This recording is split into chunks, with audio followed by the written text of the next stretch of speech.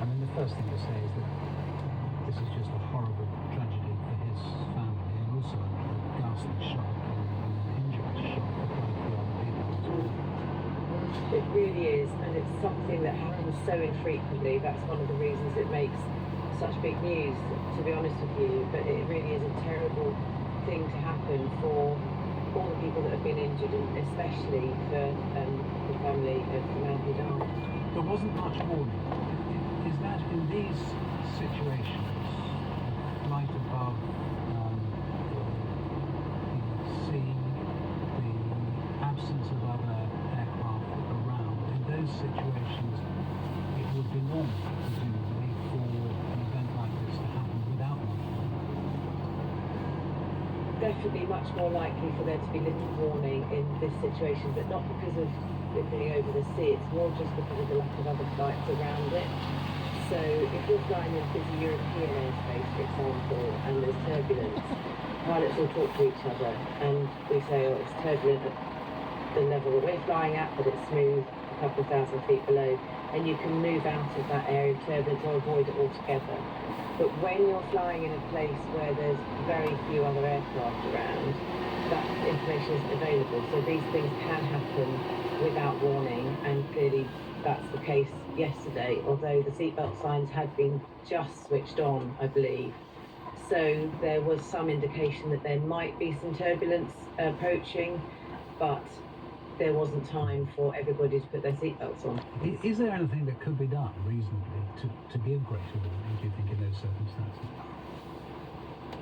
Not really, because when you experience turbulence like this, it does come out, you can't always see it. So there are times when you can expect turbulence to happen if you know that there's certain types of clouds that you have to fly through, and the pilots always try their very best to avoid flying through turbulence, more because it's so unpleasant for passengers and can be dangerous, as we've seen. Not because the aircraft can't withstand. Clearly, as we've seen yesterday, the aircraft yesterday landed safely at Bangkok, even though there were injuries on board. So the actual aircraft can handle quite extreme forces on it.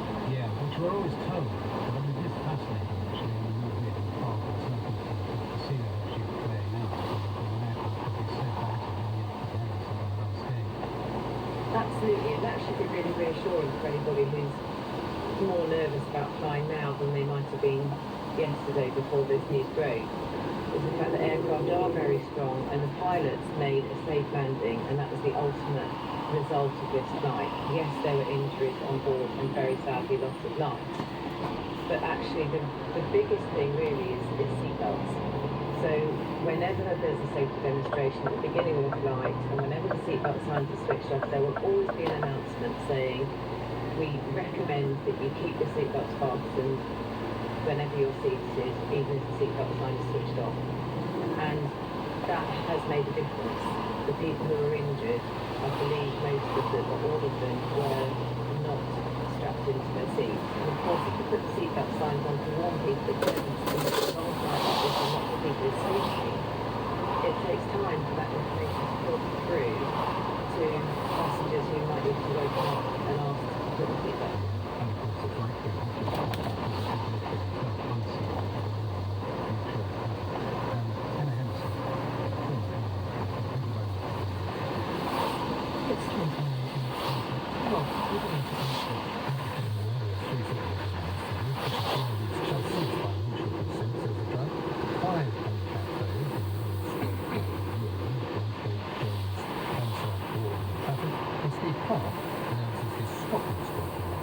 Elsewhere, Kelly from Russia has increased his overall lead in cycling during the rally, even further to 7 minutes and 18 seconds as ahead of Daniel Martinez with Wales Guy Thomas down to third. This is the result of a chaotic stage 16 under bad weather in the Channel.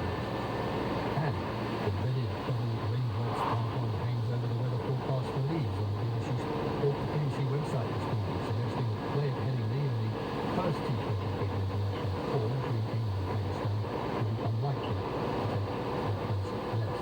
So Test match special on air at 6:15 this evening. They now have another chapter of nothing else. The kind of conversation there that I've been having with England fast bowler Reece perspective on the debate about the wear and tear on players' bodies amidst such a busy fixture schedule? I think you can say that it's wearing out, but then another argument is it's part and parcel of professional sport. Bowling is incredibly short sport that you to do. You could just wear yourself out bowling all day in a test match, whereas I think doing it around the world, applying your trade to different teams is the way that I decide to do it. Big guy, aren't you, at 6'7"? Yeah, absolutely. And I suppose that's one of my unique selling points as why I'm sort of hired out to all these different teams. You know, that's one of my strengths. But yeah, it's an incredibly great lifestyle, and I'm really proud of everything I've achieved, and I wouldn't have it the other way, in all honesty. Indeed, I mean, you do play a lot of cricket for a lot of different teams. That, of course, includes the World Challengers of Bangalore and the IPL. In terms of commitment to the team and the pride of representing, I suppose there has to be a world of difference between playing for RCB and playing for England.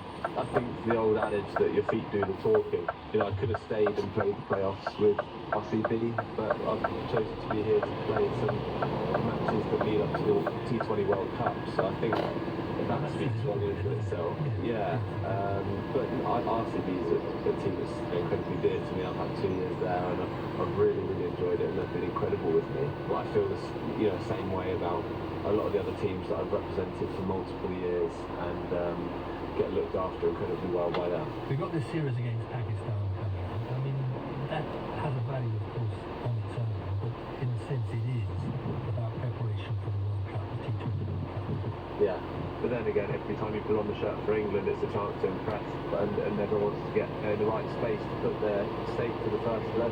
But yeah, ultimately it's about winning games for England first. And the question has to be, I suppose, whether England can mount a successful defence of the T20 World Cup. Obviously it's a bit different. We're probably going out with the target on our back, but obviously it's the whole of the trophy. Everyone's going to be wanting to take down the champions. It's part and parcel of being the champion, I guess, at entering the tournament. But I think it's important that it's a level playing field, and half the world sort of accounts for nothing. If everyone's going out there to try and win it, and I think we're not necessarily going out there to defend the World Cup. It's starting from scratch, and we want to be aggressive and try and win it. Well, we look forward to watching you and wish you all the best. Steve Coffey, thank you very much. Cheers. One at 2:30 and the two regions at 3:28. Also at 2. She's a saint. Well, thanks to Martha Wilder here at 9 with a new series of More or Less. We're back, and this week we go deep. What do these numbers mean? What does it mean to say that a woman has a 122 chance of getting pregnant? What does it mean to say that it will take 689 years to clear NHS waiting lists? What does it mean to say that 10% of MPs are under investigation for rape or sexual misconduct? And once we've figured out what it means, we can also figure out that none of those things are true. That's More or Less. With me, Tim Harford, on BBC Towns and Radio 4 for half an hour. Right, let's have a look at the weather. Overcast today with wet conditions across much of England until the He's there ready for the rain part of the festival. It is 26 minutes to The rate of inflation in the UK fell to 2.3% in April. That's a drop of just under a percentage point on the figure for March, and the lowest level for nearly 3 years. The Bank of England's target is 2%. The Office for National Statistics says lower energy costs and a continued drop in food prices contributed to the fall. The Chancellor Jeremy Hunt told us that prices were still a lot higher than a year ago, and it would take time for pressure to ease on household budgets. Labour said families were worse off after 14 years of Conservative chaos. The former chief executive of the Post Office, Paula Reynolds, will begin giving 3 days of evidence today at the public inquiry into the Horizon IT scandal. It's the first time she will have spoken publicly about her role for nearly a decade. Norway, Spain and Ireland have announced that they will next week formally recognise Palestinian statehood. The Norwegian Prime Minister said the move would keep alive the two-state solution. Israel says the move endangers the country's security, which will call its ambassadors to the key. Thank you. Very fine to know. Our leadership, the leading tech companies in Southern and South Korea, are pledging to develop AI safely. They even say they will pull the plug on a project that seemed to be dangerous. Let us talk to Christina Montgomery, who is IBM's Chief Privacy and Trust Officer, who's actually in Seoul, and before that, Simon joins us from there. Good morning to you. Good morning. And it really does matter, this summit, doesn't it? And these agreements, although they are voluntary. Yes, that's absolutely right. And the summit is not just technology companies, although it is technology companies that made the commitment for AI safety. But the importance of the meeting here in Seoul was that it's bringing together technology companies, governments, and civil society to have conversations about how to deploy AI in a safe, innovative, and inclusive way. Does that eventually mean that there need to be binding rules Well, I think to some extent it's a combination of technology companies being held accountable for deploying AI in responsible ways, but it's also governments, making rules that will help balance innovation because AI has incredible potential while addressing risks. Let me give you an example. Of the kind of area where people will say, actually, for one tool, you are not going to be able to achieve kind of a binding set of rules that everyone signs up to. So as you will know very well, the US and China having high-level talks about artificial intelligence, but actually, when you look at what they said to each other, they were both essentially accusing the other of doing things that were irresponsible. Where can the mechanism come from that forced those governments and the companies that work in their jurisdictions to do things safely? Well, as I said, I think it's a combination. We have a global economy, but we also have local laws. And from a company perspective, what we are doing is adopting responsible AI and rules on the technology that we develop to ensure that it's deployed in a trustworthy way. So I think we will have different laws and rules around the globe.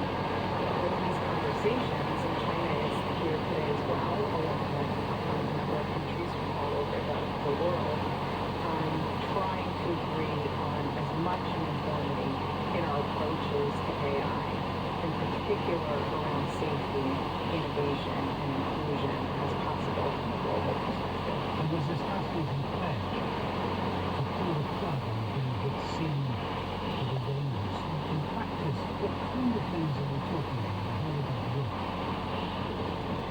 Well, we're at the point where we are developing bigger and more powerful models, and the technology to evaluate risks and the safety of those models is not necessarily keeping up. Some of the commitments that companies are making, governments are making through, for example, in the UK, your own Safety Institute, is to bring together governments and companies from around the world to help develop the science around how to evaluate the safety of AI systems. Well, And if something isn't safe, sorry to interrupt. Give us an example of the kind of area that might be dangerous and where that would work. well, big focuses are on things like the capability of a frontier model in a space of biochemistry, for example, right? So making sure that, a lot of it comes back to misuse. Right? The technology is just a tool in the hands of bad actors, and if we misuse it in a way that could be dangerous. And those are some of the avenues and testing and evaluation that the safety institutes are going to be collaborating on. So the US, the UK, Korea is forming one, Canada and Japan, trying to ensure that we have alignment on the types of tests, the way to do the science to deploy AI safely. And if we don't do that, we're done for.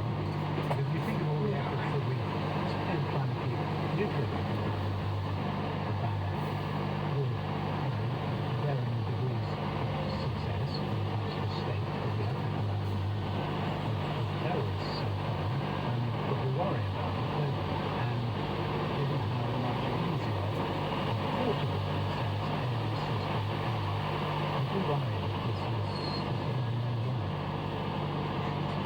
I think we're doing the right things as a society. The safety institutes are a big step forward. Governments are having conversations, and those conversations are very multi-stakeholder, meaning that the companies are at the table with the government, with civil society, trying to ensure that we don't make a mistake, right? That we do have technology that's deployed safely, and that we have as much protection as possible around potential misuse.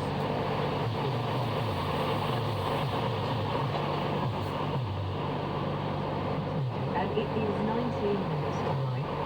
So the grim reality of the Nazi camps on the British Island of Normandy and what did and didn't happen. A panel of experts have concluded an inquiry which was commissioned by Met Lord Eric Pickles, the UK's Holocaust envoy and co-chair of the UK's Holocaust Memorial Foundation. Good morning.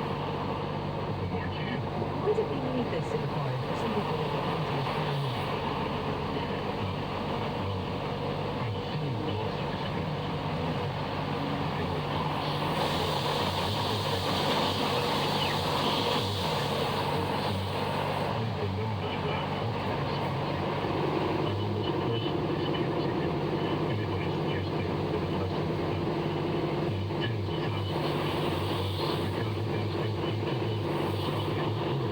So this is just to be clear, this is the number of those who were there, or the number of those who lost their lives.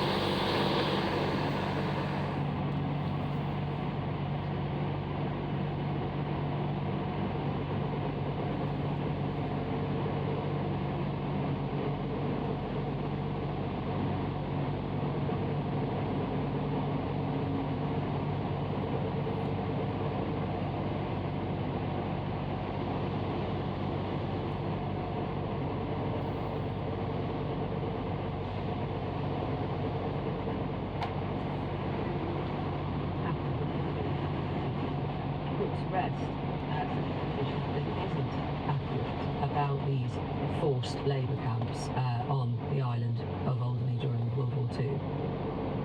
Yeah, well, we managed to get, for this review, we managed to get the top experts right across the world, ranging from Canada to Spain, France, the Netherlands, Germany. And we managed to patch together a lot of information that just simply wasn't there. A lot of it was hidden in plain sight. We've gone through lots of documents that are in a very fragile state to get the numbers together. And we're pretty confident that these figures will last the test of time. Because this is also because some, and I'm now bringing, I suppose, your role with regard to the Holocaust here into this, some have referred to these camps and this camp as a mini Auschwitz. Yeah, that is utterly ridiculous. And I think that you can only say that if you never understood what Auschwitz was and the numbers. I mean, the average death toll in the concentration camps were somewhere between 14,000 and 15,000 a day. So it would have taken something like an hour to have killed all the people on Alderney. And even if you took the largest figure of 40,000, which is really completely out of the ballpark, you've got to remember in Majdanek, in 2 days, in early November 1943, 43,000 people were killed. Yes. So you must. I'm putting that out there in this context. I mean, are you now hoping, or rather, what are you hoping? I should ask, will be the case. What now? This review with all these experts from around the world has come to the conclusions it's come to, because we're living in an era where, as much as you would like facts to be accepted, it can be quite tough. Well, you've seen the report. It's close to 90 pages. It's very detailed. Yes. And henceforth, anybody that's peddling these rather silly stories will have to face this report, and it will give people like yourself an opportunity to question people very closely. What I want to happen now is we want to work very closely with the states of Alderney, to get the sites marked up, to get some displays there, and to ensure that the dead and those that suffered are remembered. And I think that's certainly possible to be able to do. And I look forward to you can now move on. Lord Eric Pickles, thank you very much indeed. And that brings us to 14 minutes to 9. It's been called the Forgotten War. We're now talking of, what's going on somewhere else, I should say, because I've just been speaking about World War II. The people of Myanmar have been fighting for their freedom from military rule for decades. A transition to democracy was cut short by a military coup 3 years ago. Thwarted at the ballot box, a new generation took to the streets to protest and were met with violence. Many fled to the jungle and took up arms, and in the last 7 months, a countrywide insurgency has made gains, conquering large swathes of territory and presenting the military junta with the greatest threat to its rule in years. Myanmar's army has labelled the resistance fighters terrorists. More than 2.5 million people have been displaced, tens of thousands killed, many of them children, since the coup. The military also restricts press freedom and has jailed hundreds of journalists. Our correspondent Quentin Somerville made it into the country and spent a month in Karenni and Shan states in the east of the country, and in this report travelled with revolutionary forces to their jungle bases and on front lines where the insurgents are challenging Myanmar's generals like never before. And as you can hear, cicadas in the trees are walking through a park in Loika, the state capital, and heading towards the front line with some fighters from the KNDF, one of the Karenni rebel groups. In November, they launched a surprise attack on this city, pushing the military back to control about half this city. But overall, in Karenni State, they say they've taken 90% of the state. Water craters, airstrikes, construction all around here, bullet holes in all the buildings. But for the moment, it's eerily quiet. Just hear the occasional shot in the distance. Quick. I saw one movement. Men are running up ahead in front of me, keeping low and moving fast. End of this lane, we have a bridge. Over the bridge, the Burma Army are there. By my side is Cobra. He and his buddy Sam, both in their early 20s, are taking me on patrol. They met 13 years ago in this very city and became national karate champs. Sam says the world has forgotten this conflict. I think the war is forgot us. They concentrate on the Ukraine and also the Israel. This was the government area, hit by mortars, etc. Something really significant has been achieved because they were in the jungle. That's where their resistance was, but now they're here in this city, right in the heart of state power. And the people who were oppressing them are cowering now in buildings, in basements. The mighty Myanmar military is cowering while these rebel forces have them, at least on the ground, surrounded. Sam and Cobra say they tried the ballot box, but Myanmar's transition to democracy was cut short by the coup 3 years ago. They tried peaceful protest, but were met with force. So like thousands of other young people, they've taken up arms.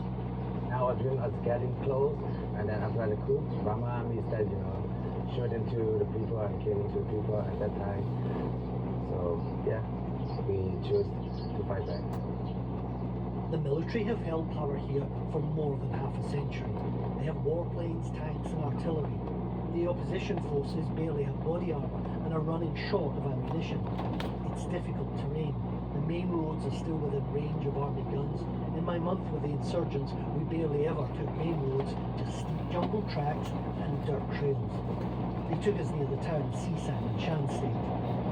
Philip from the KNDF was our guide. You can see the far away the village. There are elephants there right there. Because our people in the main front. The artillery shell landed about 200 metres from where we are. It's all open farmland here, but the military forces have actually infiltrated around this area through the villages. so it seems like the front line's a bit more fluid.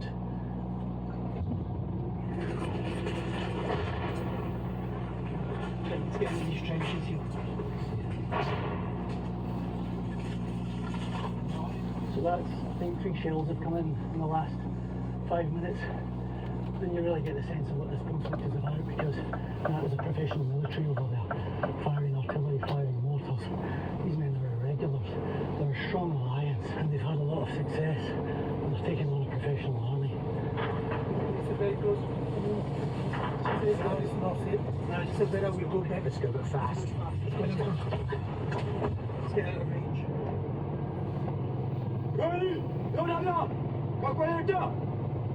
Under the shade of some mango trees, one of its hidden encampments, I meet Maui Po Taiki, a powerfully built, tattooed commander of the KNDF, the Karenni Nationalities Defence Force. An environmentalist who studied in the United States, he first picked up a gun 3 years ago and hates military titles. Please don't call me general, he says. More than 350 our brother and sister already sacrificed their life. More than 200 sacrificed for their body parts. At the same time, hundreds of people are willing to join with us and willing to fight against the Burma army. So those are our strengths.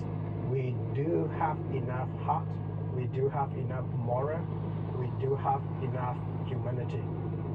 That's the way how we're gonna defeat them. Hundreds of the fresh recruits who graduate today are marching in their rubber-soled canvas shoes in their full uniforms.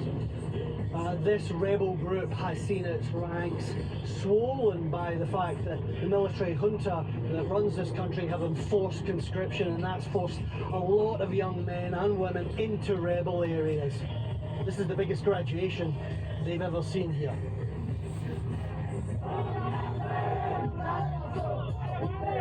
As the ceremony ends, the mood is wild. A young rapper, MC KRLA, who also graduated that day, sent the fresh recruits into a frenzy of dancing and celebration.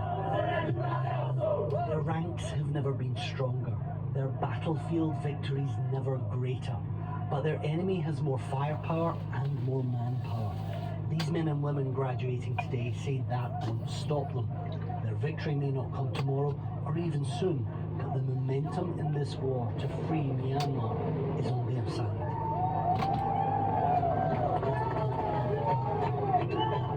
That was Quentin Somerville reporting from Myanmar. Brings us to 6 minutes to 9. How fair is the treatment of Paula Vance, the former chief executive of the Post Office? She appears, of course, today at the inquiry into the Post Office scandal. She has already arrived at the building, and yes, of course, she has questions to answer, to put it mildly. But in the modern era of snap judgments and cancellation, short attention spans as well, what is likely to be Paula Vennell's treatment today, and what should it be, and indeed, how much can we learn about her? Gwyneth Hughes is on the line, the Golden Globe nominated screenwriter behind ITV's Mr. Bates versus the Post Office, and David Yellen as well, former editor of The Sun, now part of the When It Hits the Fan podcast, which you can get on BBC Sounds. Morning to you both. Morning. I mean, let's start with who she is, Gwyneth Hughes, because we don't really know. I mean, in the sense of being able to hear from her and hear kind of how she behaves in public, we just don't know because she hasn't done it before. Well, indeed. Yeah, I mean, she hasn't spoken publicly about this for more than 10 years. During the making of Mr. Bates versus the Post Office, the great frustration for me as a dramatist was that I couldn't meet her and couldn't form any proper, up-close, personal thoughts about her. Additionally, we were very much under the cosh from our own lawyers not to involve ITV in a massive defamation suit. So, both as a dramatist and as a former journalist, it was a frustrating process, and I just had to sort of inch up to her as close as I could from a distance. It's not really the position you want to be in. As a dramatist, you want to know the good things about your bad guys and the bad things about your good guys. Yeah. It is really striking when you say, I know obviously you tried to get good for all those obvious reasons, but also when you went through the archive, as it were, to see when she had spoken, you came up pretty black. Yes, I had actually to create her entire dialogue of the four episodes of the series from published sources, emails that have been disclosed, interviews she'd given to national newspaper journalists, the odd little chat with people like Alan Bates. I wasn't allowed to use any sources other than her own words. And that meant that quite a lot of the dialogue was being challenging for the actress. Thank God we had a really good one. It's hard to read emails as though they're spoken English. I mean, Davy Allen, was she right, from a PR perspective, was she right to be as silent as she has been? I think today, Paula Van Oz enters like a Roman amphitheatre, really. She is the most, in some ways, a horrible word to use, but the most hated woman in the country at the moment. And let's see, I think, to answer your question, Justin, she has probably taken the right course. Because the question today is, and we do have to look at it from her point of view for the purpose of this interview. I don't know her at all, but will we be listening to what she says? Will anybody be listening? The judge will be listening. And that's why, she will have been advised not to speak until she's in that quasi-judicial situation. Because she will be thinking, not how the media play out in the next 24 hours. She will be thinking about the findings of the report.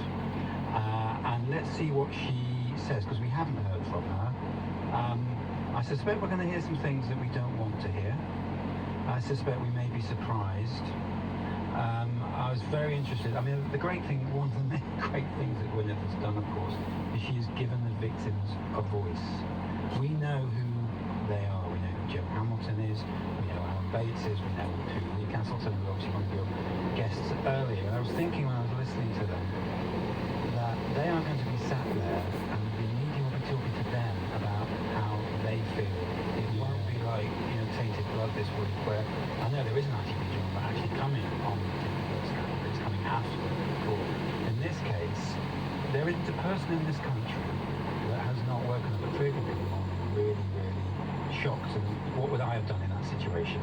They are on the side, obviously. But that's the point, isn't it? Just a final thought with you is that there is... This is not black and white necessarily, and in a drama it's good guys and bad guys, but in an inquiry, isn't it? No, in a drama, on the contrary, it's good guys with bad habits and bad guys with good ones. That's what makes drama interesting. We like Richard III by the end of the play, don't we? Nobody, everyone in the country wants to know what she's going to say. I want to know what everybody wants to know. What did she know? We're going to leave it there.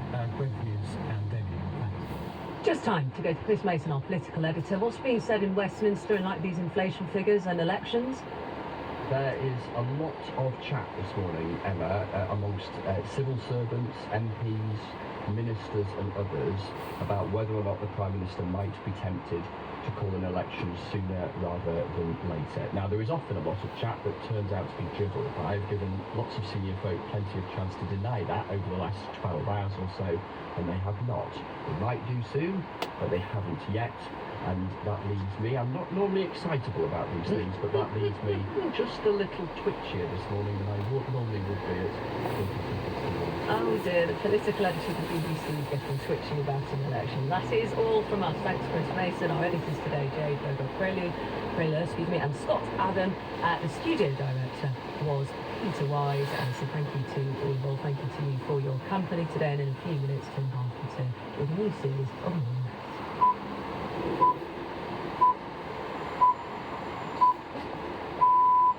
BBC News at 9 o'clock. Figures released this morning show the UK's rate of inflation has fallen to the lowest level in nearly 3 years.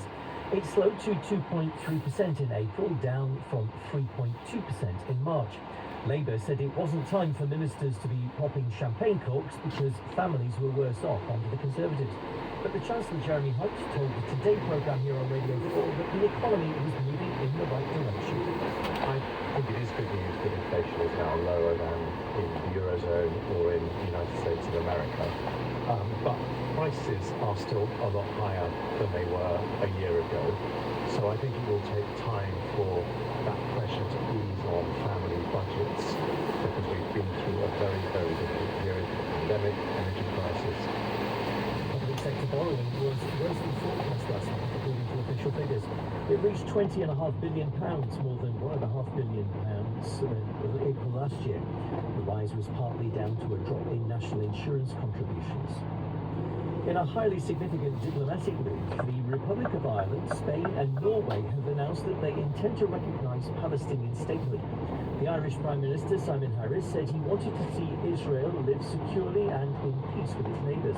Israel has recalled its ambassadors from the three countries, saying they were sending a message that terrorism pays.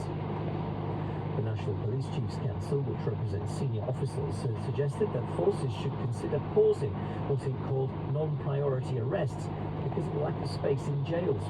The government says it's delivering the biggest prison expansion programme in 100 years. Singapore Airlines has apologised after a British passenger died during extreme turbulence on a flight from London. It's thought Jeff Kitchen, who was 73, suffered a heart attack. 71 other people were injured. And the former chief executive of the Post Office, Paula Venables, is due to give evidence to the inquiry into the IT scandal. She'll face questions as to whether she knew about problems in the faulty accounting software, which led to postmasters being jailed. BBC News. This is BBC Radio 4, where in half an hour we're going on the trail of one of Europe's most wanted people smugglers, a man on the run until the BBC journalist Sue Mitchell tracked him down and her investigation led to an arrest. To Catch a Scorpion is at 9:30. First though, we're turning to some arresting figures in the news. Hello and welcome to More or Less, be your weekly guide to the numbers in the news and in life. And I'm Tim Harford. This week we're getting philosophical. What do all these numbers mean? What does it mean to say that a woman has a 120% chance of getting pregnant? What does it mean to say that it will take 685 years to clear NHS waiting lists? And what does it mean to say that 10% of MPs are under investigation for rape or sexual misconduct? And once we've asked what it means, we can also figure out that none of those things are true, which, well, maybe it's not so philosophical after all. Welcome anyway. Last week, the House of Commons voted on proposals to ban from the parliamentary estate members of Parliament who've been arrested for violent or sexual offences. The proposal was narrowly voted through in an emotionally charged debate, which saw the Labour MP Jess Phillips tell the Commons this. Today, just on this one day, I've spoken to two women who were raped by members of this Parliament. Two. Just today. That's a fairly standard day for me. And I noticed that these are not the people who've so far been mentioned. There was a big reaction on social media to the vote and Jess Phillips' speech, including from TV presenter Carol Vorderman, who often posts about politics on Twitter. What the hell? There are only 650 MPs, and 10% are under investigation for rape or sexual misconduct. 10%. Westminster, the cesspit. 10% of the 650 MPs sitting in Parliament would be about 65 MPs. Could this figure be true? We asked our reporter Nathan Gower to look into this. Nathan. Right. So first question, under investigation by who? The police? It's a good question. Carol Vorderman's tweet doesn't say. We approached Carol Vorderman and she told us that she'd taken the figure from a Sunday Times article published in 2022. That article reported that 70 sexual misconduct allegations or complaints about 56 individual MPs have been received by Parliament's Independent Complaints and Grievance Scheme, known as the ICGS. This is the body which handles allegations of misconduct in Parliament. So 56 MPs, not far off 65, and hence Vorderman's 10% figure. Exactly. But these aren't police investigations? No. When I spoke to the ICGS, they told me that between mid-2018 to mid-2023, they received 20 sexual misconduct complaints about MPs, all of which they looked into to see if they met the criteria for a full investigation. Why only 20 complaints rather than the higher figure from the Sunday Times? The Sunday Times told me that their number includes allegations made by third parties, that is, by someone who is not the victim of the alleged offence. But the ICGS does not consider third-party allegations. So the Sunday Times says that the ICGS received 70 complaints of sexual misconduct concerning 56 MPs. The ICGS considered 20 complaints about sexual misconduct over a 5-year period. But what does that tell us about MPs being under investigation? Being under investigation is something different. The Sunday Times told me that Carol Vorderman's claim appears to be an inaccurate reflection of their reporting. Okay, so what can we say about a figure for the number of MPs under investigation? It's tricky. First of all, Carol Vorderman seemed to be talking about the proportion of MPs currently, right now, under investigation. But there's no running tally for this. So, let's look at how many in this current Parliament have been investigated at some point. As I mentioned, the ICGS figures tell us there have been 20 complaints into MPs for sexual misconduct from mid-2018 to mid-2023, all of which underwent an initial assessment. We also don't know whether that refers to 20 individual MPs, or whether some MPs have cases on them opened twice. Right. Also, while 20 complaints were assessed by an investigator, we don't know how many proceeded from this initial assessment to a full investigation. And we also don't know how many complaints ended up being upheld. We don't know, so it's possible that the ICGS could uphold a complaint of sexual misconduct against an MP, and yet the MP might not be named? In principle, yes. We don't know whether that's actually happened or not, but we do have the names of 9 MPs who went through a full investigation. Of these 9 whose names are public, 7 had a complaint upheld against them. Only 2 of those 7 are still MPs. And what about other kinds of investigations? There have been criminal investigations, haven't there? Over the course of this Parliament, 6 sitting MPs have been subject to criminal investigations for sexual offences. 4 of these MPs faced allegations of rape. Of these, 2 have had investigations dropped. Separately, Conservative Crispin Blunt is being investigated on suspicion of rape, which he denies. Also, the former DUP leader, Jeffrey Donaldson, has been charged with rape, which he denies. In this Parliament, 1 MP has been convicted of sexual assault, the Conservatives' Imran Ahmed Khan. Another MP has had an investigation into allegations of serious sexual assault dropped. We should also mention cases of MPs who had left shortly before the most recent Parliament started, but which you've probably heard about. Charlie Elphicke, a Conservative, was convicted of sexual assault in 2020. Another Conservative, Andrew Griffiths, was found by a family court judge on the balance of probability to have raped his wife, despite his denials. Finally, there are also internal party investigations into MPs for sexual misconduct. I can find at least 1 MP from this Parliament currently being investigated by their party, though it is harder to keep track of these. Okay, so where does this leave us? Carol Vorderman said 10% of MPs were under investigation. Do we have a better number now? It's really hard to come up with a definitive number. As we said, it's easier to look at figures for those who have been under investigation rather than those who are right now. We know that about 6 MPs have been subject to criminal investigations. We also know that around 20 complaints have been at least initially assessed by the parliamentary watchdog, the ICGS, though we don't know how many MPs that refers to or how many went to full investigation.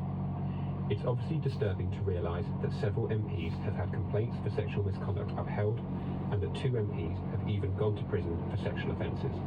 But nothing in the data I've looked at suggests it's plausible that 10% of all MPs are being, or even have been, investigated for these kinds of serious allegations.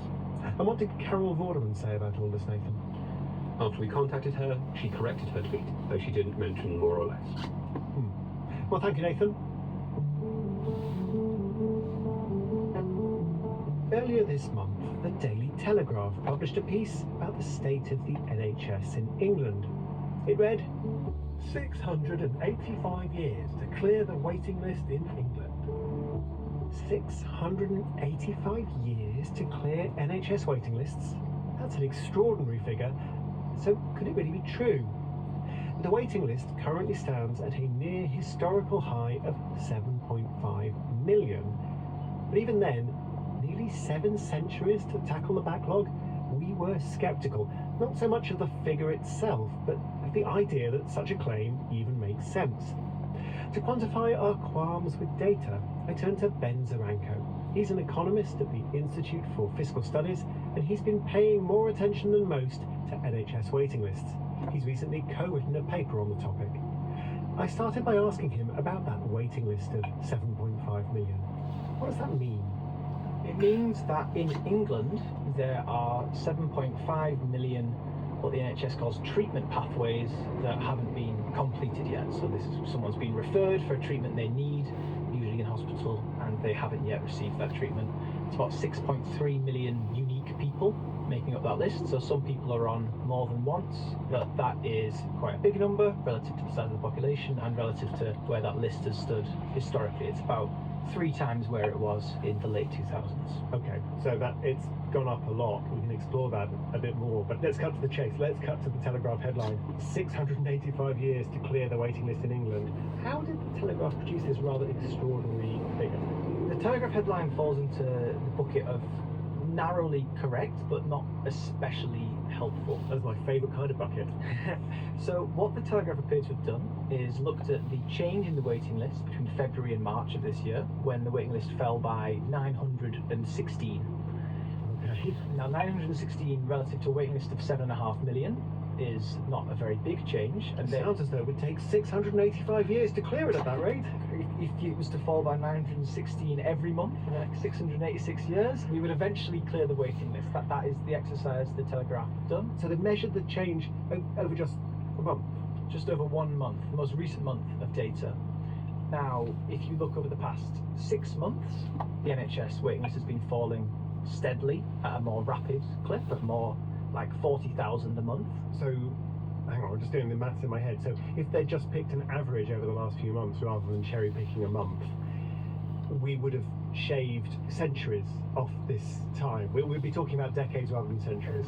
Many centuries. So, if you take the 6 monthly average of the reduction in the waiting list, you'd be looking at about 16 years to clear it to zero under these assumptions. If you instead cherry picked the month in which it fell by the biggest amount, which was November of last year, you'd instead be looking at about 6.5 years to clear it, which sounds much less scary. So just run through then, what has happened to waiting lists over the last few years? Waiting lists at the start of 2010 stood at around 2.3 million of these incomplete pathways. That then doubled over 2010 to about 4.6 million on the eve of the pandemic, and then waiting lists have rocketed up since then much quicker rate. They went to more like 7.7 million, have fallen ever so slightly in the past few months and stand at about 7.5 million now, so about 3 times higher than they were in 2010. But what perhaps matters more to people is the waiting time, how long they individually might expect to have to wait to receive their medical treatment, and waiting times have also been increasing pre-pandemic and then especially since. Now, waiting times are a little bit complicated to figure out. If you imagine that the NHS takes the decision to treat the very sick people first, and everyone else has to wait longer. If you survey the people who come out of hospital, they might say they only had to wait a few days. Everybody else might have been waiting months. But they're just very different groups of people, so you wouldn't expect necessarily to get the same answer. We don't run a first in, first out process for healthcare. So if you look at the people who are still waiting on the NHS waiting list, the median wait among those people is about 15 weeks. A lot. Half the people who are still on the waiting list have waited less than 15 weeks, and half have waited more than 15 weeks. Exactly. In January 2020, that was about 8.4 weeks. So it's nearly twice as bad as before the pandemic. That's right. And then if you compare back to where it was in 2010, start of 2010, it was about 6.5 weeks. So it was edging up more gradually pre-pandemic, and then it shot up after the start of the pandemic. Thanks to Ben Zaranko of the Institute for Fiscal Studies. You are listening to More or Less. If you have ideas or questions for us, our email address is moreorless@bbc.co.uk.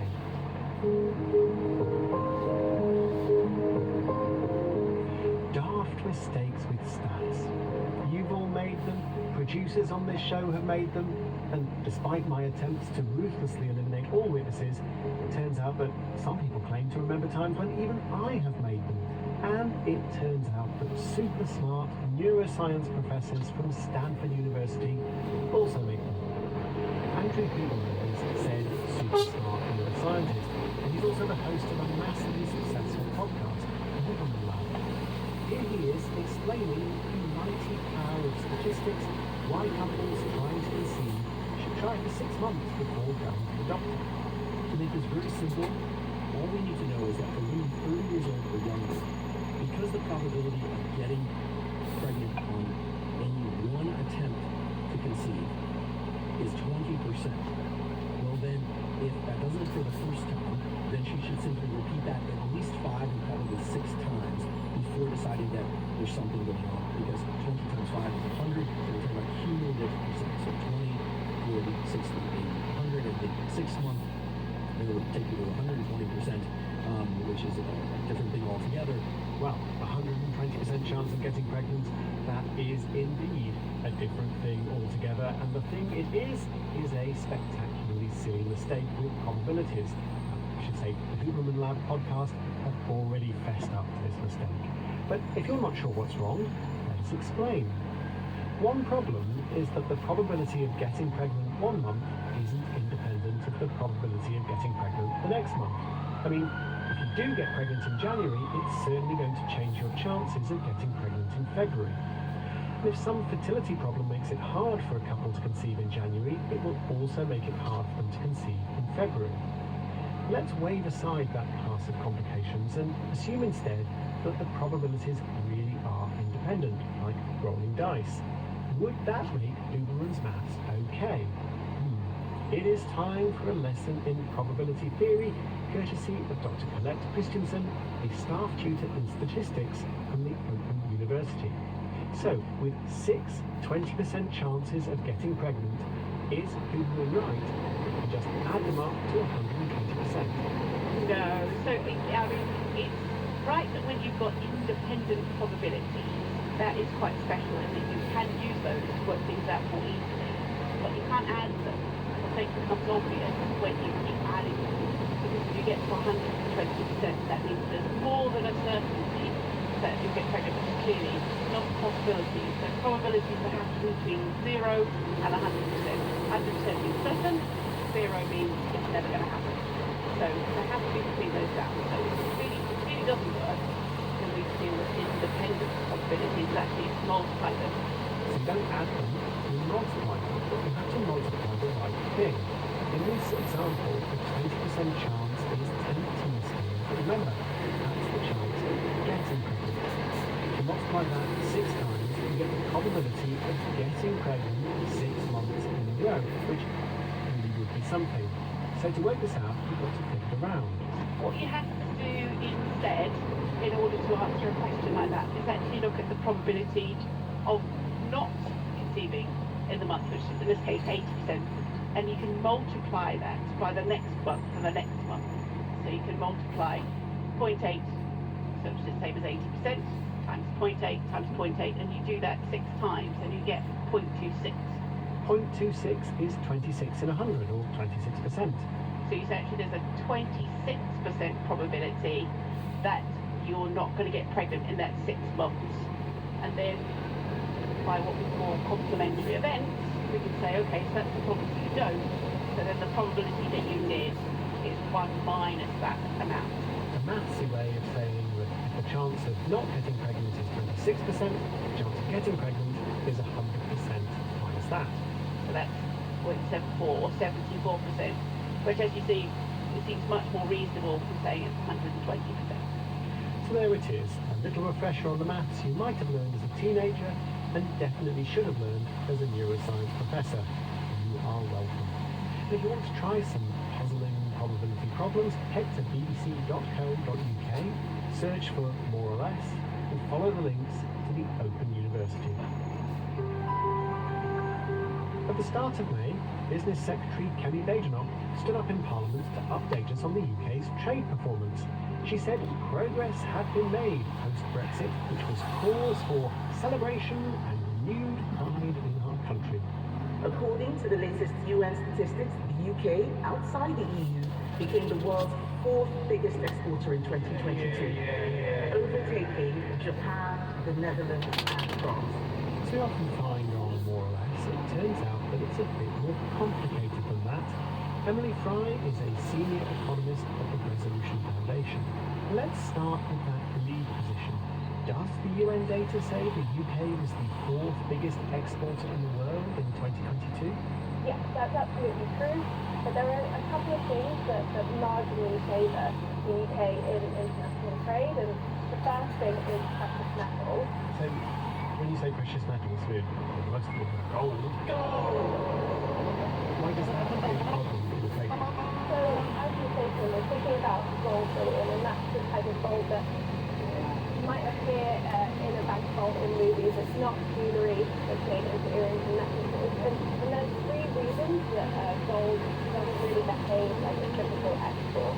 And that's firstly because gold is much more seen as a store of value, it's much more an investment. The second reason is that London is actually one of the gold capitals in the world, so there's a lot of inflows and outflows that are coming through London without necessarily moving any of that gold overseas, or that gold might not even be in the UK in the first place.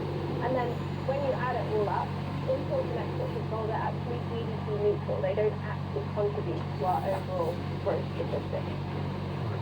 So overall, there's basically financial finance there, where like shares being moved around, bonds being moved around, gold bullion being moved around, or maybe not even being moved around, maybe just the ownership, the official ownership certificate of the gold bullion is being moved around, and the gold bullion never moves at all, or whatever. It's all a bit of a distraction from in what way is That's exactly right, and the ONS for that reason recommends that we exclude gold from our trade statistics. And when we do exclude gold,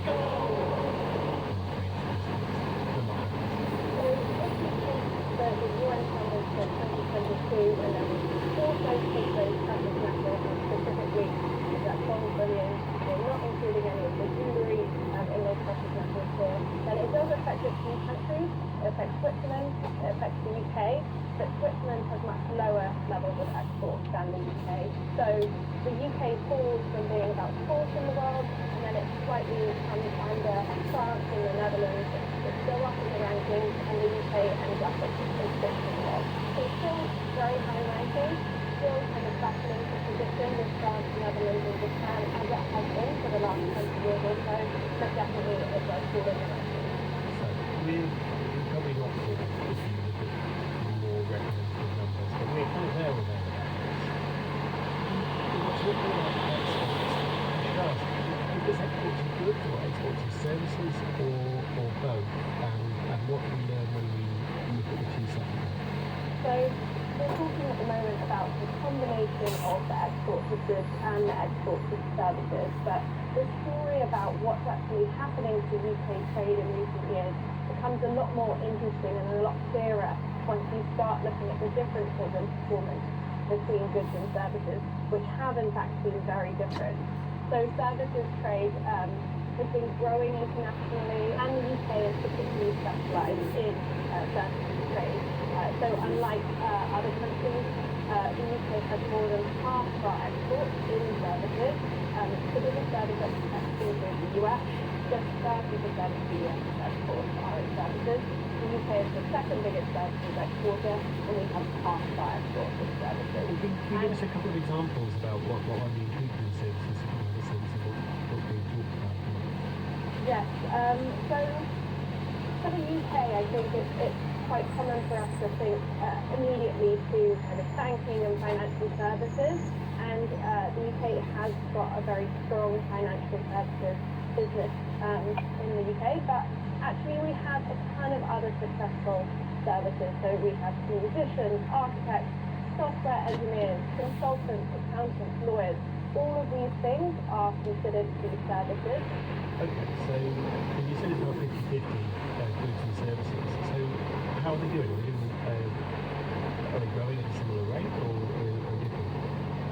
So we've seen some really big divergences between services trade and goods trade. So if you look at the first quarter of 2024 compared to the first quarter of 2019, services in volume terms, and that's accounting for the fact that we have had quite high inflation over the last 3 years, services trade altogether has increased by 20%, so that's quite a big increase in services trade.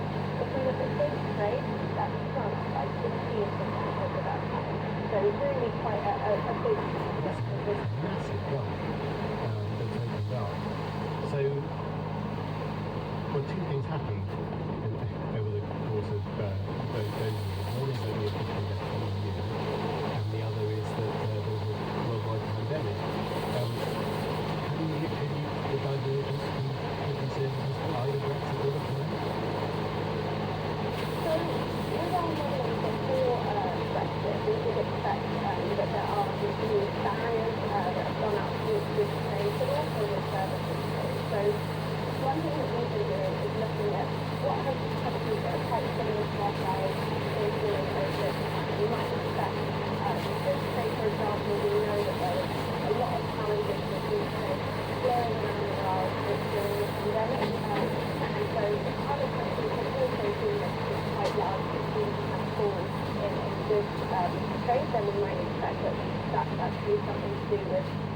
this pandemic effect. But what you do see is, while some countries have seen kind of a small fall in this trade since 2019, the UK has fallen a lot faster than other G7 countries, and particularly when you exclude precious metals, the UK is really kind of far below the bottom of the pack. So if you look at goods exports up until the end of 2023, when we have the most recent data, you have countries like Italy and Japan, which have grown by 9% and 7% since 2019, whereas the UK, excluding precious metals, has shrunk 11% in that time. So should we be blaming that on Brexit, or is it more complicated?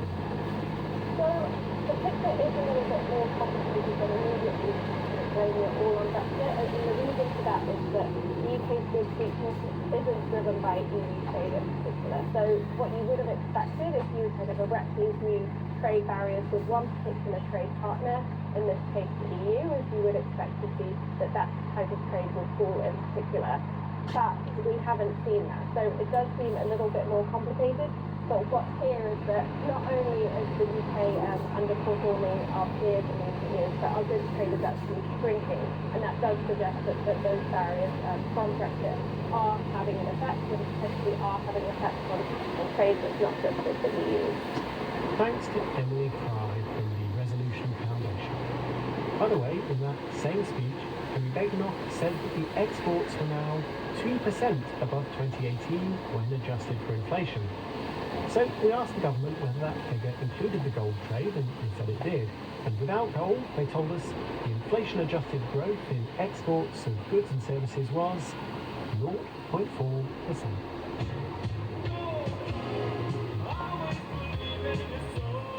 We're nearly at the end of our programme today, but fear not. If you're hungry for more or less, don't forget about our bite-sized Saturday edition. This week on the menu, is intermittent fasting going to kill you? All right, better stop the food puns. Earlier in the year, reports spread around the media suggesting that intermittent fasting was associated with a 91% increase in the risk of dying from cardiovascular disease. However, when you look a bit closer at the study, it turns out that the scientists might just have found a very roundabout way of identifying a very high-risk group of people. And what's not reported, but strongly, I think, implicated here is that why might people be forced to eat during a shorter time window during the day may well be related to their socioeconomic position. And we know that that's a major driver of cardiovascular disease death rates as well. So people forced to work 2 jobs to make ends meet, people who are working overnight shift work, those folks have to eat in a shorter time window because of their occupation. And those types of patterns are also associated with cardiovascular disease risks. A lovely little lesson on associations, confounders, and working out when a risk is not a risk. Find that episode from Saturday morning by searching for More or Less Behind the Stats from BBC Sounds. That's your lot for today, but if you've seen a number you think we should take a look at, our email is moreorless@bbc.co.uk. We will be back next week, and until then, goodbye. More or Less was presented by Tim Harford. The producer was Tim Cox. With these coming up next. Locked itself away. The True Crime Podcast. Who is it that's missing? It's like he went out into the water. Dead man running. We're now searching for a wanted man who may have staged his disappearance to escape justice. Intrigue to catch a scorpion. I'm going to try to track down one of the biggest players in this trade in desperate people. A very British cult.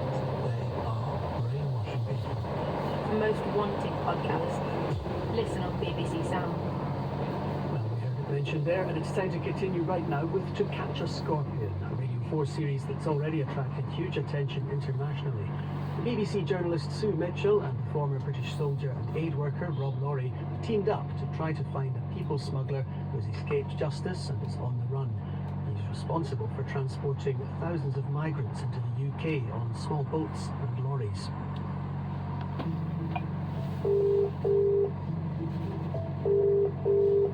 Hello. You okay? I'm good. How are you? I'm good. These are the voice transcripts taken from a series of conversations between international people smugglers recorded over a few months. Listen, bro, can you hear me? Yeah, I can hear you. Yeah, I can hear you now. Are the passengers Kurdish or what? These men are part of a group of criminals called the Scorpion Gang. They should be ready. I sorted them myself. The one doing most of the talking's been rising up the ranks. He's in a flat in a tower block in Hull. I'm going to send you the details now. The drivers trust you, don't they? Yes, of course. I know the drivers will take our passengers. They've made a crossing for tomorrow evening at 6 o'clock. Trade is brisk, and there's a lot of money at stake. If you can't sort out a vehicle, I'll transport your passengers with our passengers at £8,000 each. Yeah, I need the money. I wouldn't pay you more than that per passenger. Like in any business, there are times when things go wrong.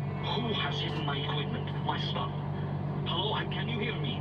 The main man has bought a dinghy and equipment for an illegal channel crossing from France.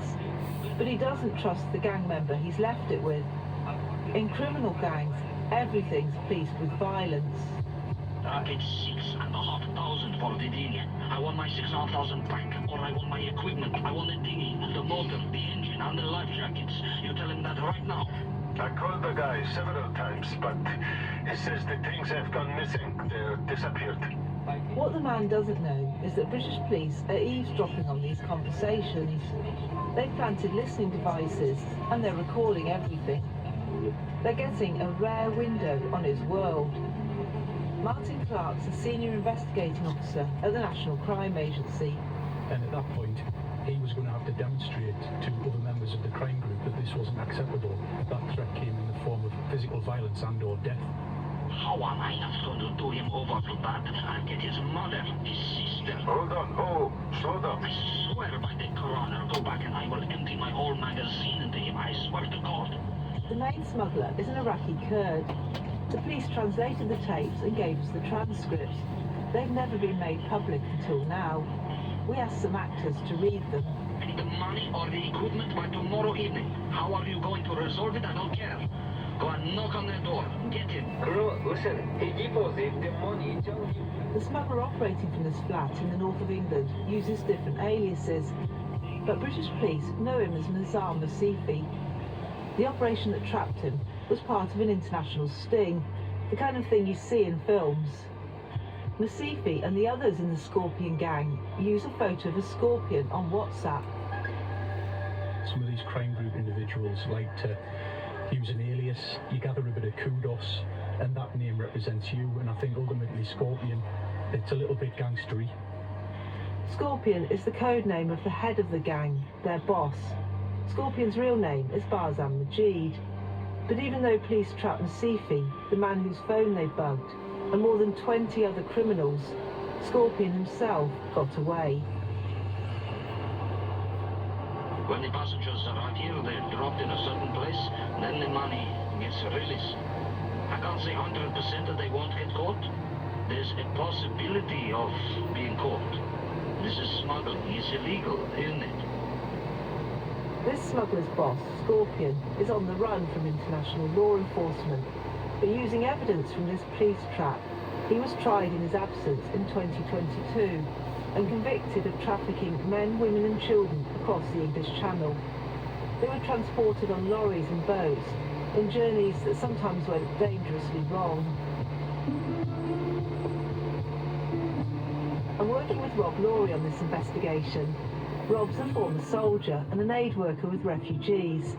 He's made connections through his work in migrant camps, and he has sources right at the heart of the people trafficking business. Together, we're going after Scorpion, the man at the top of this gang, one of Europe's most wanted criminals. We intend to find out how he operates, where he's hiding, and even to confront him with his crimes if we can. Oh, we need to get out of here. We need to get out of here. So get in the cab. Impossible you can find them. They are hiding and you can't see them. The top one, no one gonna know it. I'm not scared of anyone, but these guys will put a bullet behind your back. They don't come face to you. He could be residing anywhere in the world really and committing criminal externality that affects the UK and affects the UK communities. I'm Sue Mitchell, and this is To Catch a Scorpion from BBC Radio 4. Episode 2, Trading in People.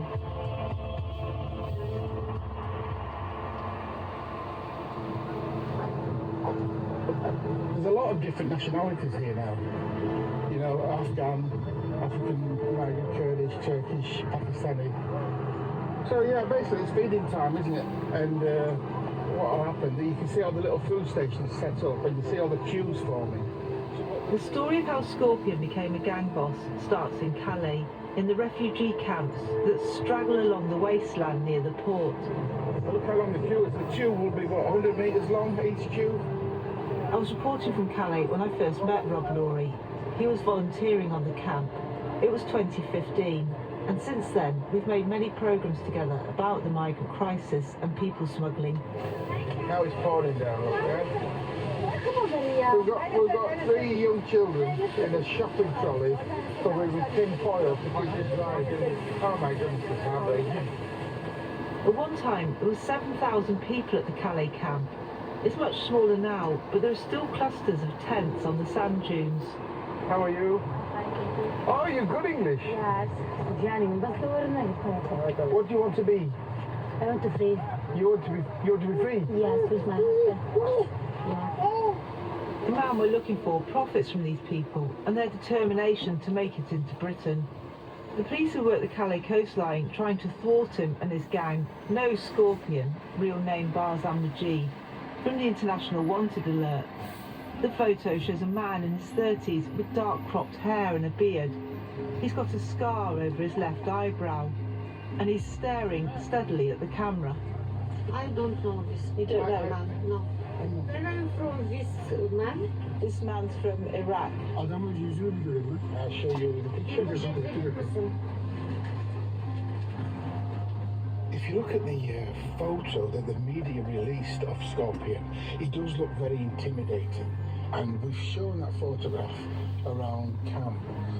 And some of the people who have been here a while, you could see concern and you could see a little bit of fear there. The police told us that Scorpion had inherited an established people smuggling business. His older brother passed it on to him when the brother was caught and sent to jail. Scorpion was already a convicted criminal. He'd just come out of prison in Britain for drug dealing and carrying guns. That was in 2017. Scorpion was 30, and the people trafficking business was booming. Wars in the Middle East and Africa had set millions on the move to Europe. For migrants hoping to reach Britain, Calais is one of the gathering points. Hi man, how are you doing, brother? Yeah, I like to go to the UK.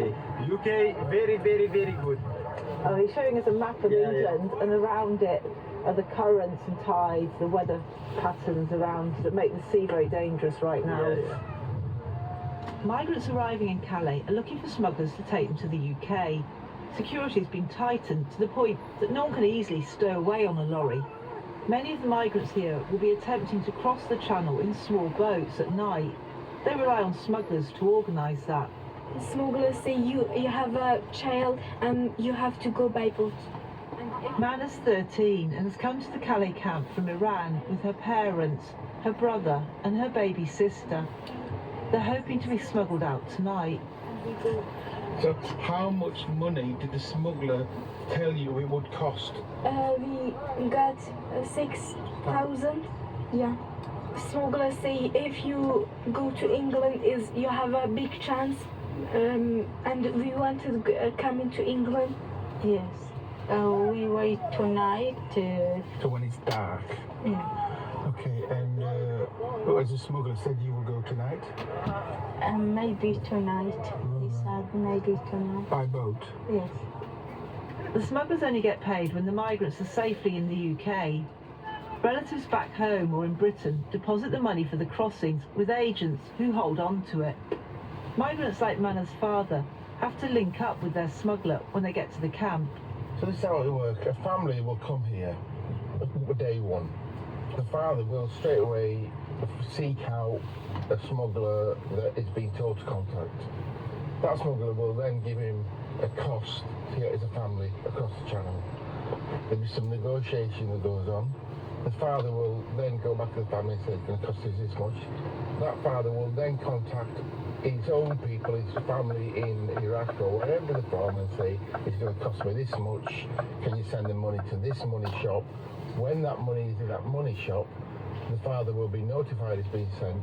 The father will then go back to the smuggler and say the money that you asked for to cross the channel is in this money shop. That money shop might be in the UK. The smuggler then will go back to the family and say, we've got your money, keep your phone on, I'll come to you when it's time to cross. The smugglers who approach the migrants in the Calais camp call themselves facilitators. The facilitators tend to be young. Some of them are working in the gangs to pay their own passage to Britain. It's the most exposed work at the bottom of the chain of command. Rob and I have watched these facilitators moving along the rows as migrants queue for food and water. Some recognise us now. They know I'm a journalist. Some even speak to us, confirming what we've seen for ourselves, that the competition for business is getting more violent. Yeah, you see sometimes fighting, sometimes knife and guns. Unfortunately, sometimes very ugly things, very stupid. I like lifestyle, you know, I want to be ugly, you know.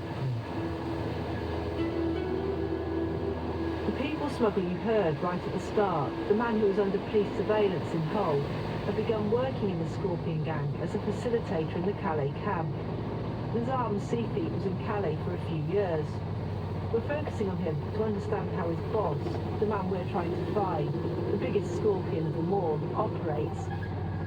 Scorpion sent the Sifi out of Calais in 2019 to work in the UK arm of the business.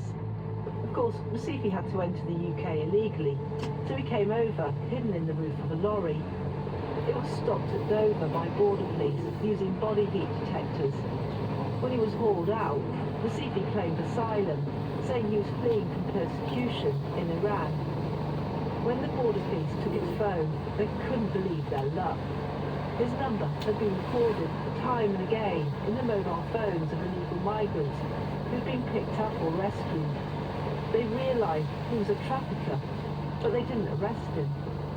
Martin Clark is a senior investigating officer at the National Crime Agency. You'll also hear his colleague, Graham Chisholm.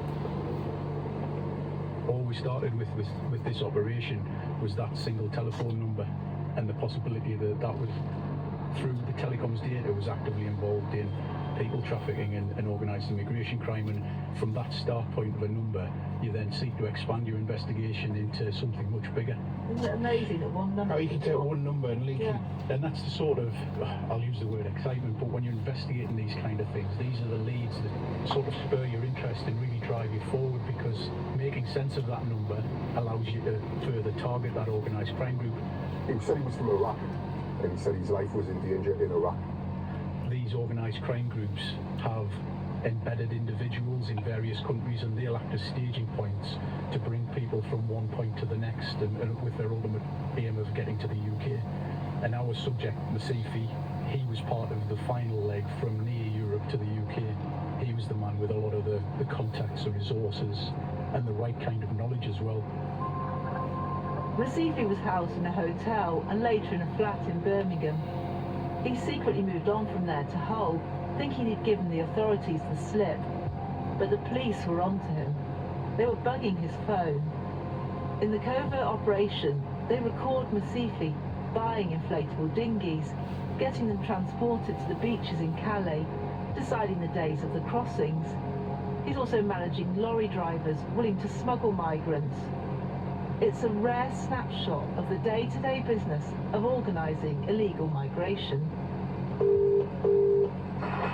Hello? Look, my bro, do you know where they would be loaded? Where? They load at Gravelly, next to Dunkirk. You just go out to Dunkirk. Yeah. There's an open space where you come through the trees. They sent me the location. Yeah, we were keeping passengers in those trees. We were keeping watch over them there. We were positioning a guard over there and others hidden in the trees to keep Watch. So we were able to capture criminal conversations from the Sifi in which he spoke at length about his active involvement in organised immigration crime. In the 7 months he was in the UK, the Sifi was earning tens of thousands of pounds. He talks about sending money and gifts to his family in Iraq. He boasts that he's invested some of his profits in a garage in Hull. Hi. Are you okay? I've registered the business in the name of a friend and we run it together. Yeah. The car repair business is a gold mine here. Well done to you. You're doing good things. Joe Blogs have been in the country for 20 years. There's no managed to buy it. Just think about it. I bought it 6 months after I came here. What struck me and Rob when we were first handed the transcripts of these conversations by the police was how they're entirely around money. You do this for just 2 months in the year, actually 3 months, so October, November, December, then you will be loaded. If you just work those 3 months, you can sit back, cross your legs and relax the rest of the year. The smugglers seem able to ignore the obvious risks, even if their customers can't. Hello? Can you hear me? Nothing is wrong with the water, the sea. I don't know why they are afraid of it. I said to them, this is the route, everyone is coming this way. The police, on the other hand, have a duty to protect human life. They plan to run surveillance long term. Officers in other countries have been alerted and were listening in. But then, the Sifi arranged for 21 migrants to cross the channel, and he set a date. The boat was an inflatable dinghy. The Sifi had paid £6,500 for it. In the tapes, he's heard boasting about charging migrants up to £12,000 each for a place. Broadly, that's almost $200,000 in one venture. So the sums of money you're talking about are huge, absolutely massive. Okay. Tell them Wednesday, not Monday. Right. Good, thank you. They will get over. I'm going to send you the details now. They will get over. For the police listening in on these conversations, there was a clear threat to life. They abandoned their surveillance operation and they arrested Masifi. The challenge for us was that we didn't know where these migrants were, where they were going to be loaded. Ultimately, we knew a rough time scale, but we didn't know exactly when that was going to happen. So we need to consider our options at that point and how we can effectively try and mitigate that and stop it from happening. Under arrest, Masifi at first claimed he had nothing to do with people smuggling. Although he'd spent a long time in the Calais refugee camp, he said he was working there as a volunteer chef, helping the aid workers. He only changed his plea to guilty at the last minute. None of his money's been traced. Anne Nixon and Graham Chisholm interviewed him. There was a mad rush trying to get everything sorted. You can imagine you need to get everything in place because it's not just ourselves involved. You need the Crown Prosecution Service. They need to be involved because if you can get a charge on these people, you need to try and get them remanded into custody because obviously they're a flight risk. When you're doing the interview, it's quite difficult because it's not as if you can sit and you have a conversation because everything's going to go through an interpreter, which stops the natural flow of the interview. It's disjointed. Yeah. I mean, it had been a long process as well because he throughout said that he was not guilty. Yeah. Right up until, well, we were in court on the day, weren't we? It's very difficult to trace the money when they're there. You know, it's not like you've got a bank account and you can see so many thousands of pounds going through your bank account. We never ever see it. You can understand what's in it for the smugglers. Money until they get caught. What's harder to grasp is why families who've reached the safety of France are determined to add one more dangerous leg to their journey. We asked Manna about that. She's the teenager we first met in Calais on the night she and her family were hoping to leave. They made it to Britain. The family gave us their number and we kept in touch. There are lots of reasons why people want to come here. Manna's family have relatives in the UK. She speaks English. And she says the smugglers are also pushing migrants into the UK. Because everyone was saying, you have to go UK, you have to go UK. We didn't know that we could stay in France as well, or we could go to Germany. So that's why we were trying so hard. We were so obsessed to come here. Because smugglers had told you you have to go to the UK. Maybe just to get their money. That's why they telling people to go UK. But some people are obsessed to come to UK as well because that's what everyone was trying to do. They don't see what's around them. They only see what people think. Manor and her family spent 9 hours at sea. They were in a small inflatable boat with no navigation system and they were blown off course. When we go in the boat, we are 13 people. 13? Yeah, with 4 children. My mom gave Maya to the guy, to the smuggler. He was feeding her sleeping agents so Maya cannot cry on the way because, you know, little children cry. Did they have guns? Yeah. And it was pitch black at night time? Yeah. I was scared actually in the beginning because, you know, there was so much waves in the beginning. Do you know the big boats? The ferries? Yeah. They were like cities crossing the sea. One of those boats, they actually came in front of us. Not in front of us, they were like 1 kilometer apart, but then it makes so much wave, like a big waves, and then the waves come to us and the boat goes up to 3 meters, and it was so scary. And babies is so cold. Oh, right. Yeah. You praying to God? Yeah. Yeah.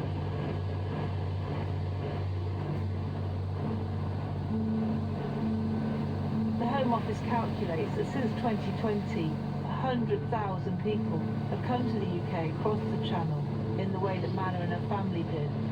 It's estimated that at least 64 have drowned. So it's really dangerous and frightening. But you can see why people take the risk. In all likelihood, you'll make it.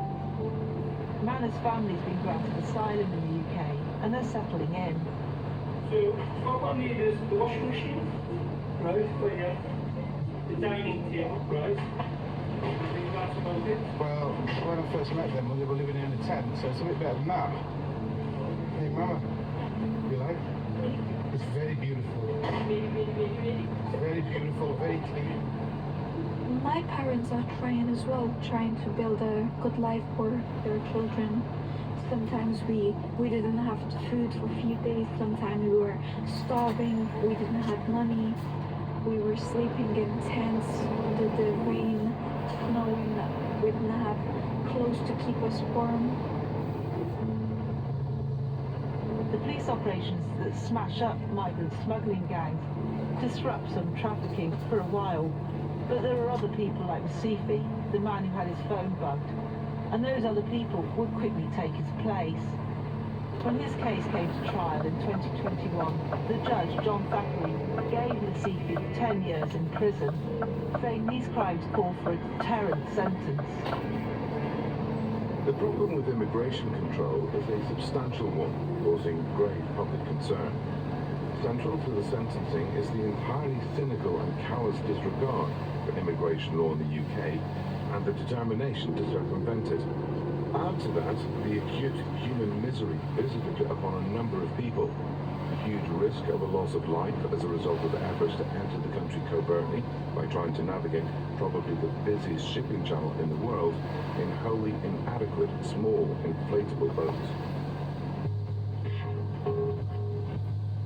Conversations the police had recorded of Masifi had reached right up the command chain of his gang, the Scorpions, to the Scorpion himself, Barzan Majid. His code name kept coming up in phone calls and WhatsApp messages. He's recorded giving his orders. It's a rich cache of information that's still being followed up everywhere he's been. After Masifi was arrested, there was another phone seized, and we were able to get into that phone, and there was a number of WhatsApp messages which showed how involved he was with Barzan, because we hadn't appreciated that at the time. Speaking about passengers, money, there was images of dinghies, images of the weather that he checked constantly. There was images of maps, drop-off places where some of the organised crime group were picking people up. What we then need to consider is, how do we now target Scorpion? Again, what do we know about him? Where is he? Where is he operating? And do we need to reach into our partners in Europe to try and identify the location of Scorpion and then try and work in collaboration to effectively have him arrested and put him in front of the courts in whatever country he happens to be in. But for us, trying to track Scorpion down, the biggest insight from the police surveillance of a branch of his gang was how Scorpion can direct the movement of migrants around the world remotely without ever getting too near. We were struck by the scale and accuracy of his work.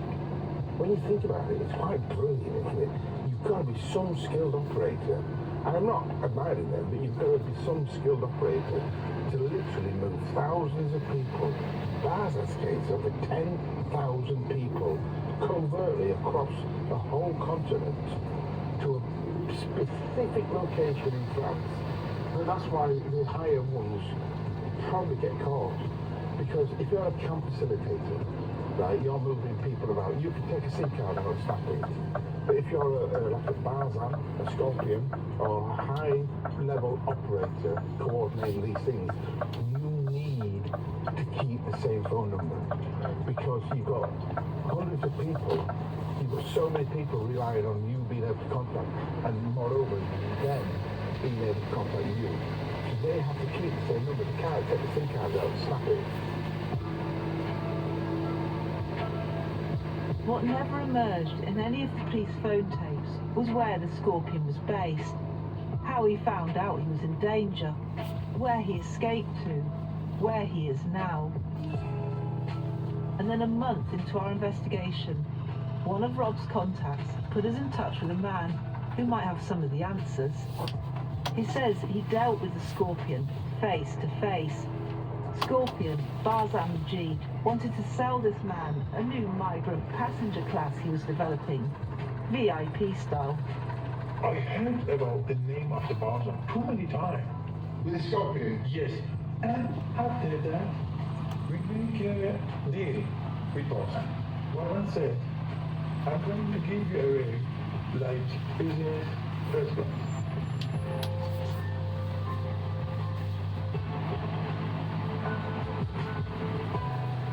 Next, why you should never trust a Scorpion. In one night, he got £500,000 in one night. Someone in there. Sorry, don't worry, you're not going to hurt you. It's alright, come out. Come out. To Catch a Scorpion with Sue Mitchell is produced by Winifred Robinson. And if you'd like to be in the audience for a live Today debate with Michelle Hussein discussing the issues raised in this series, it's on the evening of the 4th of June in London. And you can apply for tickets at bbc.co.uk/shows and tours. On BBC Radio 4. Does that man who came today mean what he said? Leah Cusack reads the heartbreaking sequel to an acclaimed novel. He means what he says, Tony.